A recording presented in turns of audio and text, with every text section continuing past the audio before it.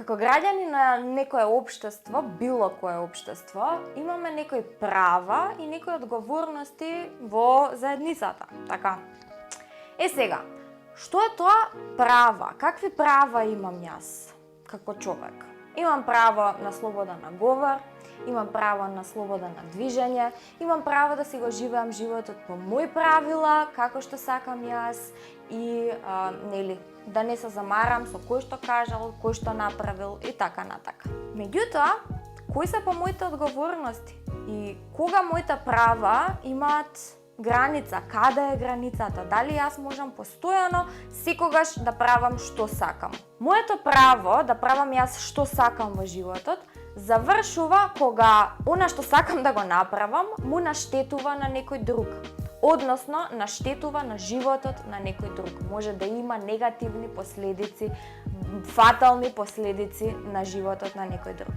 Например, јас можам да сакам да возам со 150 на улица, меѓутоа немам право да го направам тоа затоа што го загрозувам јавната безбедност, ја загрозувам. Сега, ајде се вратиме во реалноста и во денешниот момент. Да, јас имам право да правам што сакам и во време на светска пандемија, да одам, да шетам, да се журкам, да се дружам, затоа што јас сакам тоа да го правам. Меѓутоа, тоа мое право завршува во моментот кога тоа што сакам јас да го направам наштетува на здравјето на некого друг. Никој од нас не сака да се наоѓа во ваква ситуација. Никој не сака да има светска пандемија. Може би само исклучок е основачот на Амазон кој што направи 80 милиарди долари во текот на пандемијава. Ама никој друг од нас не сака да има светска пандемија, нели? Меѓутоа има и сега треба да се прилагодиме и да помогнеме, да го дадеме својот допринос да ова ситуација заврши што е можно порано. Навистина се плашам дека приоритетите ни се сосема изместени. Значи, одиме по кафани, можеме да се журкаме, можеме да се гушкаме и да се сакаме сите и да, не знам, се забавljаме, ама од друга страна, децата не можат да тргнат во школа заради ситуацијата. Значи, што е поголем приоритет? Нашето журкање или школото? Децата да одат да се образуваат, нашата иднина да може да не изгуби една година од своите животи учејќи дома. Ова е ситуација чие решение зависи од секој еден од нас. Од сите нас, сите имаме некаков допринос кон решавањето на овој проблем.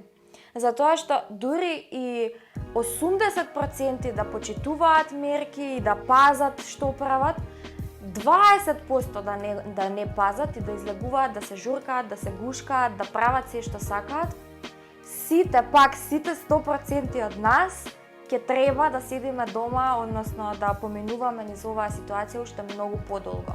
Колку побрзо решиме да го решиме проблемот, а ќе го решиме со тоа што ќе ги почитуваме тие мерки кои што се дадени со причина, толку побрзо ќе може оваа работа да заврши и да се продолжиме со животите како што сакаме.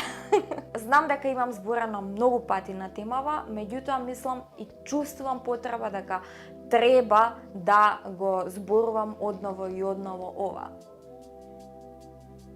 За жал. Значи да, важно е да ги знаеме нашите права и да бидат почитувани нашите права, меѓутоа исто така многу важно е да ги знаеме и нашите одговорности како граѓани на едно општество. И знам дека луѓето кои што најчесто ги гледаат овие видеа веќе ги почитуваат мерките и пазат и значи не се дел од проблемот.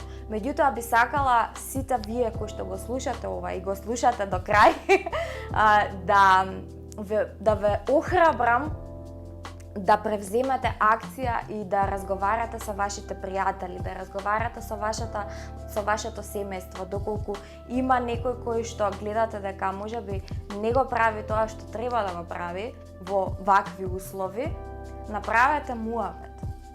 Кажете му дека да, има права, меѓутоа има и одговорности во ова општество. Морални одговорности. Јас Имам одговорност према моето семејство да пазам и да не донесам нешто дома што не треба.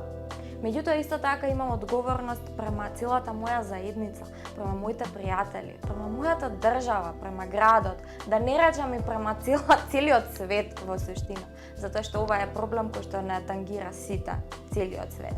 Така што не молчете кога ќе видите неправда или кога ќе видите нешто да се случува што не треба да се случува, кренете го гласот и направете барем муабет со човекот.